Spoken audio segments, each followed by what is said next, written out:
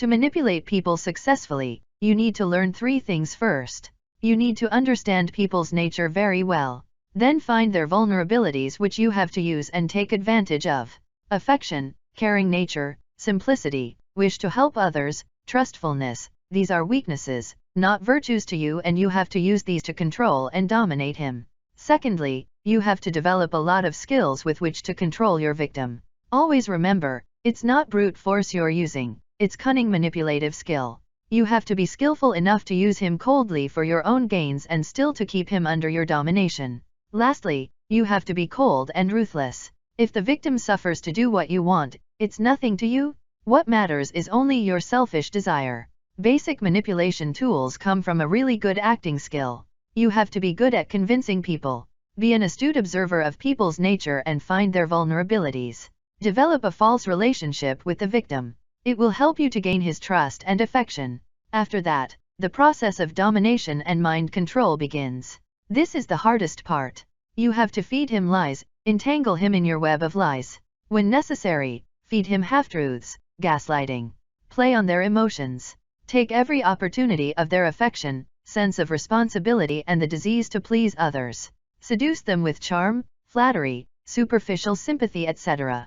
Never hesitate to be humble and to apologize when you need the victim's help. But, possibly the most powerful weapon will be your playing the victim role. Falsely accuse the victims of being selfish and not helping you. The conscious and rational people fell very easily in this trap. For the emotional victims, use it with a mixture of emotional blackmail. What if the victim tries to break the bondage? How can you be able to suppress the rebellion? Here is the usage of another side of the manipulator, more dark and frightful to the victim. You have to break out in anger and rage very suddenly, when the victim will try to confront or contradict you. But remember, this anger doesn't generate from out of control nerve. It is controlled anger. In most cases, it shocks the victim into fright and submission. Don't continue it very long. Give him few moments of relief in the midst of anger.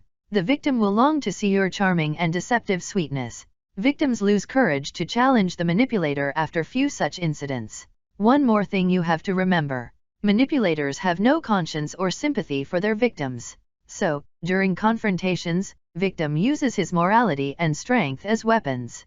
In the other hand, you'll use lies, deception, shaming, controlled anger, emotional blackmail, etc., about which innocent victims have little idea.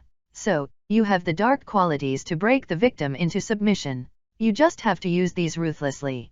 Through this process, you will be able to break his free spirit. When a sense of helplessness and hopelessness will pervade him, you'll know that you have succeeded. He is virtually your hostage now, at your mercy and complete domination.